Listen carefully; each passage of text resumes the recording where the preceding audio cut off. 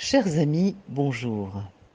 Alors ce Shabbat, en Chutz La'aretz, nous allons lire la parashat Bechukotai, qui commence ainsi. Im Bechukotai telechu, si vous marcherez dans mes lois, Chukim, comme c'est marqué donc dans le Sefer Veikra, c'est la dernière parasha que nous allons lire. Et Rabbi Shneur Zalman de Liadi explique le mot chok, qui veut dire loi, statut. Il explique que cela dérive de la même racine que graver, tailler, ciseler, chakika. En hébreu, c'est graver. Donc c'est une allusion à ce que l'étude de la Torah doit être comme des lettres gravées dans la pierre et non comme des lettres d'encre écrites sur du papier, comme c'est expliqué dans le Likutei Torah. Alors justement, qu'est-ce que cela signifie?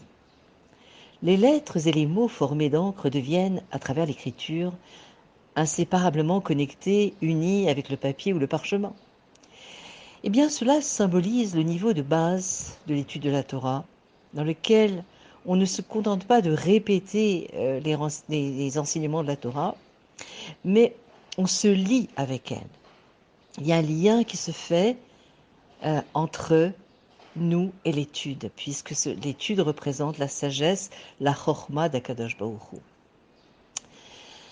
À un niveau plus profond, il est évident que les mots écrits à l'encre sont une entité distincte du papier, même s'ils sont attachés au papier, ils sont reliés au papier. En revanche, les lettres gravées dans la pierre n'ont pas d'existence séparée de la pierre. La pierre elle-même se creuse ici, dépasse là, et une lettre est formée. La lettre est la pierre, et la pierre est la lettre. Donc la lettre gravée n'existe pas en tant qu'entité distincte et indépendante de la pierre. De la même manière, il faut viser à ce que notre étude de la Torah atteigne ce niveau de lettres gravées. Donc il n'y a pas d'oubli, on va répéter, on va l'achzor à on va revenir sur le sujet. Et surtout, c'est ce qui est symbolisé dans les chukim, eh bien, on laisse de côté notre ego. Et en fait, on fait les mitzvot, qui sont d'ailleurs un langage de lien et d'attachement à Kadosh Baruch Hu, mais la shon safta, on s'attache à Dieu. Eh bien, on les fait parce que Dieu a ordonné. Pas parce qu'on a compris ou parce qu'on ressent un plaisir, mais uniquement parce que Dieu a ordonné. Et alors, un tel degré de bitoul, comme on dit en hébreu, d'effacement de soi, était atteint par Moshe Rabbeinu, qui est notre exemple, notre berger, le premier libérateur et le dernier. Il est devenu un avec Dieu, c'est-à-dire qu'il n'y avait plus d'ego. Lorsqu'il transmettait les paroles de bénédiction de Dieu à Israël, il employait je donnerai de l'herbe dans vos champs. Pourquoi? Parce que la Shekhinah, la présence de Dieu, parlait à travers la gorge de Moshe Rabbeinu. Donc en vérité, les Chukim dont on parle dans la paracha Bechukotai sont une source de bénédiction.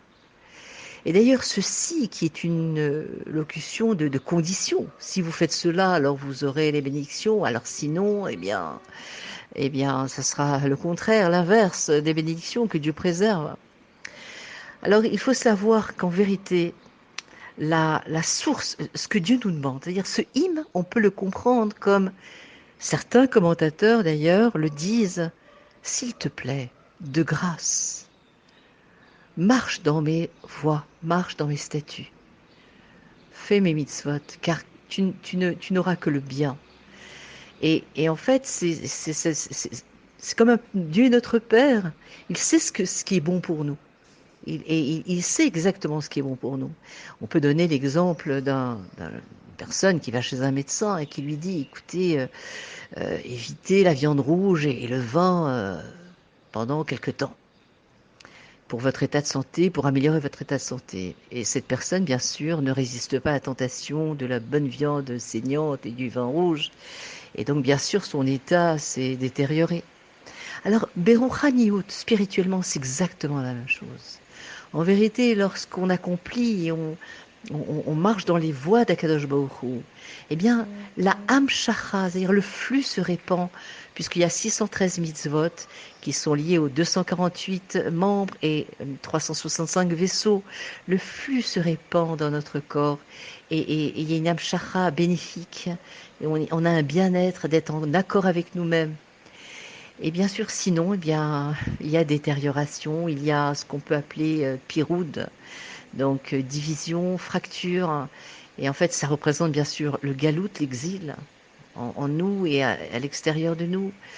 Donc en vérité, cette paracha, qui est la dernière, où on va dire dans toutes les synagogues, Chazak, Chazak, Venitrazek, que l'on se renforce dans notre étude et que l'on s'attache à Kadosh Baruch Hu, qui nous attend et qui souhaite notre bien-être.